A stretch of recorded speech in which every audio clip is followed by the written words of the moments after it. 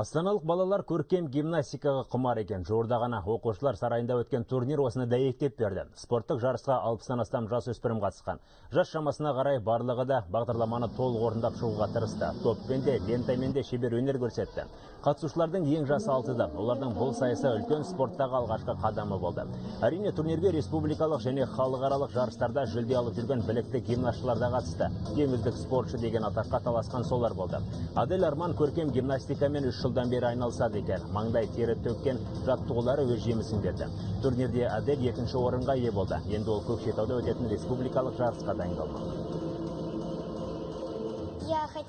Мен Әлия Юсупова секілді халықаралық жарыстарға қатысуды армандаймын. Сондықтан көп еңбектенуге, жаттығуға тырысамын. Мұндай жарыстар еліміздің әр аймағында өтіп жатыр. Алматыда, Степногорскіде, Көкшетауда. Соған байланысты басқа да қалаларға шығып жатамыз. Мұндай турнир балалар үшін өте қажет, өсуіне де жақсы. Турнирлер көп өткен сайын балаларда шыңдала түседі, өз күштерін байқап көреді. Қорыта айтқанда, бұл жарыстар жасөспірімдерге ауадай қажет. Алдымызда Көкшетауда өтетін турнир бар. Біз оған ең үздік қыздарымызды алып баруға тырысамыз.